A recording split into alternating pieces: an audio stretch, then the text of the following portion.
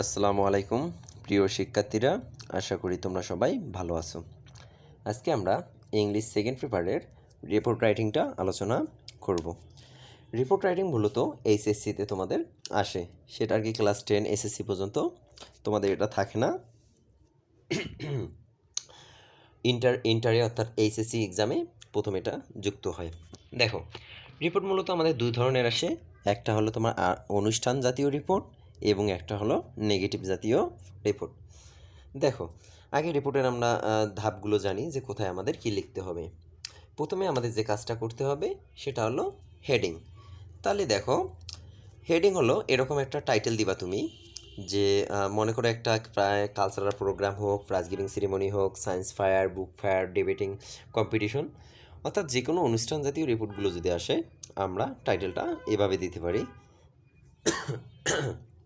যে এ colourful inauguration of, মনে করো এখানে আসলো তোমার প্রাইজ গিভিং সেরিমনি, তাহলে প্রাইজ গিভিং সেরিমনি অ্যাট যে স্থানে হয়েছে, মনে করো রংপুর গভর্নমেন্ট কলেজ দিলাম এখানে।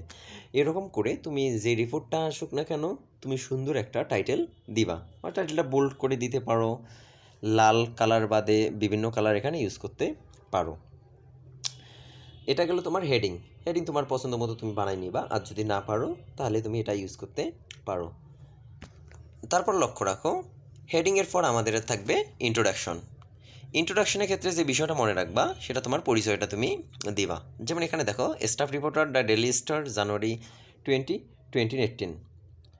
তারপর জায়গা দিবা এখানে রংপুর। তার মানে এখানে তোমার একটা এটা যে আমরা মনে করো যে সোজাসুজিভাবে লিখছি, staff reporter the Daily star, একটা পত্রিকা, যে কোনো পত্রিকার নাম তুমি দিতে পারো, যেদিন লিখবা তার তারিখটা দিবা, এবং রংপুর এই কথাটা তুমি এখানেও দিতে পারবা, অথবা এই কালারফুল যে বিষয়টি লেখা আছে এর অর্থাৎ প্রথম লাইনটাতে তুমি এই লেখাটা দ্বারা শুরু করতে পারবা। তুমি এক লাইনেও এটা করতে পারো, আবার এভাবে ভেঙে ভেঙে উপরে লিখতে পারো, কোনো সমস্যা নেই। তারপর দেখো, এখানে এই কথাগুলো তুমি লিখবা, এ কালারফুল, তারপরে বিষয়টা যদি দেই প্রাইজ গিভিং সিরিমনি, এটা দিতে পারো, যে বিষয়টা আসবে সেটা দিবা। এই প্রাইজ গিভিং সিরিমনি ওয়াজ ইউনিগ্রেশন at the college campus of, যে জায়গাটায় হবে সেই জায়গাটার নাম, অথবা কলেজ ক্যাম্পাসে নামটা তুমি দিবা অন। এখন মনে করো এই রিপোর্টটা যেদিন লিখবা সেদিন তো স্টাফ রিপোর্টার এখানে ওই দিনের তারিখটা দিলা, কিন্তু অনুষ্ঠানটা কিন্তু তোমার আরও 2-1 দিন বা 3 দিন, 1 সপ্তাহ আগে হচ্ছে। তার মানে কি, তুমি ওই তারিখ থেকে আজকে যদি এইটা রিপোর্ট লেখো, তার মানে আজকে থেকে 4-5 দিন আগের তারিখ তুমি দিবা, যেহেতু আগে এই অনুষ্ঠানটা হয়ে গেছে। সেজন্য দেখো এখানে আমি 20 তারিখ নিছি, মনে করো আজকে 20 তারিখে লিখতেছি, মানে আমাদের অনুষ্ঠানটা কবে হয়েছে, মনে করো এখানে সেই ক্ষেত্রে 18 তারিখে হয়েছে, তার মানে কয়েকদিনের আগে তুমি তারিখটা দিবা। অন দিস অকেশন, প্রধান অতিথি যদি থাকে তার নাম দিবা। এ রেনুয়েট অথবা প্রধান অতিথির যে পেশা থাকবে সেটা তুমি দিবা।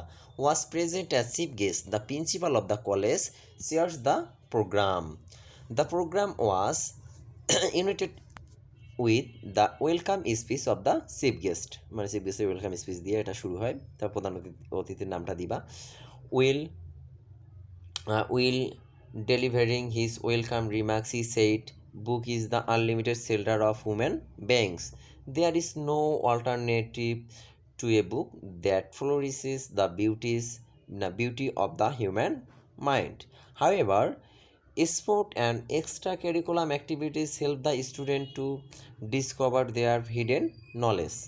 এরকমভাবে তুমি যদি কয়েকটা যে বিষয়টা আসবে ওই বিষয়টা সম্পর্কিত যদি এক্সট্রা বাক্য বানাইতে পারো, তার মানে তুমি বানাই দিবা, আর যদি না পারো তাহলে চেষ্টা করার কোনো দরকার নাই, যেটা আসে সে পর্যন্তই লিখবা। দেখো, লেটার অন, এখানে তুমি রিপোর্টে কোনো এক প্যারায় লিখতে হয় না, তোমার ইচ্ছা, তুমি যত প্যারা করতে পারো, এখানে কোনো বাধা ধরার নিয়ম নাই। Letter on, the principal of the college delivered his valuable speech. In his speech, he said that along with academic education, extracurricular activities will definitely help students be completely human. Then he said the student must know the story of the liberation war, because here the today freedom fighters who led our country tomorrow. Afterward, তারপর বিষয়টি লিখবা, যে বিষয়টি আসবে ওখানে, start the college premised with a view spirit of joy and festivity. এভাবেই তুমি 120 ওয়ার্ডের মধ্যে লিখবা, বেশি লেখার কোনো প্রয়োজন নাই, যেহেতু রিপোর্টে তোমার লিমিটিং কথাটা ওখানে দেওয়াই থাকবে।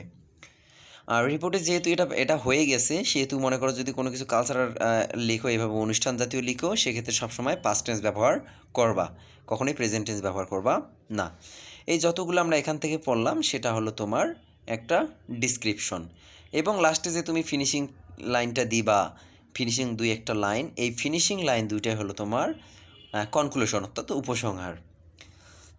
ক্লিয়ার? এটা হলো তোমার একটা অনুষ্ঠান জাতীয় রিপোর্ট। ফর এক্সাম্পল, আরেকটা রিপোর্ট আসে তোমাদের নেগেটিভ জাতীয় রিপোর্ট, যেমন road accident, fire accident in garments factory, drug addition, adolescent, use the formalin, corruption ইত্যাদি, ডিফরেস্টেশন ইত্যাদি নেগেটিভ দিক যদি আসে, সেই ক্ষেত্রে আমরা এই ধরনের রিপোর্টটা ব্যবহার করব।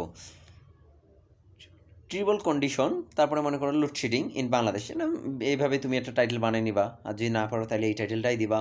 তারপর সেম কাজ করবা, staff reporter the daily star, যেদিন লিখবা সেদিনকে তারিখ এবং যে জায়গা থেকে লিখতেছো তার নাম, এবং এখানে দেখো রংপুর। তারপর লক্ষ্য রাখো, এখানে প্রথমে বিষয়টি দ্বারা শুরু করবো। মনে করো লোডশেডিং হ্যাজ ইনক্রিজ, লোডশেডিং যেহেতু লিখতে চাচ্ছি, load shedding has increase and been a matter of serious concern in Bangladesh because it is terrible effect on our national life. This perilous phenomenon in cause serious problem and hampering our regular life.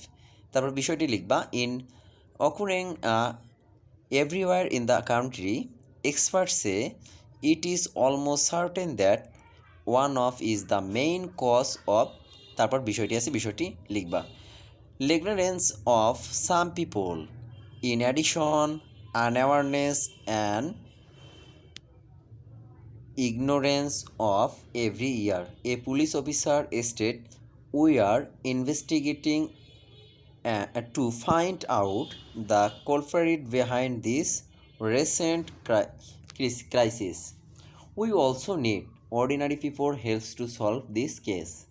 A minister of government says, we are trying to solve this problem as soon as possible. We will take proper action against the corruption people and bearing them under law. তার মানে কি, এটা যদি কখনো তোমার negative দিক থেকে আসে, তখন তুমি এই রিপোর্টটি ব্যবহার করতে পারো। তার মানে মোটামুটি তোমাদের এইচএসসিতে এই দুই ধরনের রিপোর্ট ম্যাক্সিমাম 99% আসে।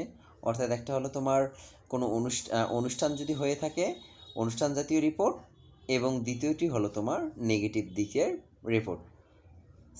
সেম জিনিসেই, জাস্ট মাঝখানে যদি তুমি কোনো লাইন অ্যাক্টিভ করতে চাও এখানে করতে পারো, অথবা কোনো লাইন যদি বাদ দিতে চাও দিতে পারো, সেটা তোমার পছন্দ অনুযায়ী তুমি এগুলো ব্যবহার করবা। বেশি লেখার দরকার নেই, 120 ওয়ার্ডের মধ্যে তুমি রিপোর্ট শেষ করবা, এবং রিপোর্ট তোমার প্যারা করা যাবে, 1 পৃষ্ঠা থেকে 2 পৃষ্ঠা লেখা যাবে, একমাত্র ইমেইলটা বাদ দিয়ে তুমি যে কোনো কিছুই তুমি 2 পৃষ্ঠা 3 পৃষ্ঠা তোমার ইচ্ছা মতো ব্যবহার করতে পারো। তারপর দেখো এখানে এখন বিগত কয়েকটি সালে তুমি রিপোর্টগুলো দেখবা যে কী কী রিপোর্ট আসছে। মনে করো এটা তুমি মুখস্থ রাখলা, তার মানে ওই রিপোর্টের নেগেটিভ দিক এখানে বসাই দিলে হয়ে যাবে। আর যদি কোনো অনুষ্ঠান থাকে তখন তুমি এইভাবে এটা চেষ্টা করবা। মূলত আমরা আমাদের বিগত ক্লাসে ক্লাস 6 টু এইচএসসি পর্যন্ত ফার্স্ট পার্টের যত টপিক ছিল আমরা মোটামুটি ফার্স্ট পার্টের টপিক শেষ করছি। টেন্স থেকে আমরা রিপোর্ট পর্যন্ত আমরা সেকেন্ড পার্টের টপিকগুলো ধরছি।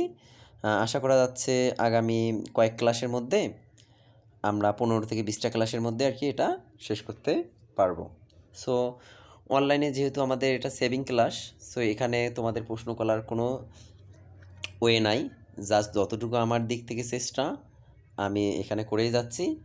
যদি তোমরা মনে করো যে লাইভ ক্লাস করবা, সেক্ষেত্রে আমাদের গুগল মিটে আমাদের অ্যাডমিন এবং মডারেটরের সাথে যোগাযোগ করতে পারো, সরাসরি পড়ো। যারা রংপুরে থাকবা তাতে সরাসরি পড়তেই পারবা, ইভেন যারা বাইরে আসো তাদের জন্য সুবিধা আছে আমরা গুগল মিটে অনলাইনে ক্লাস নেওয়ার।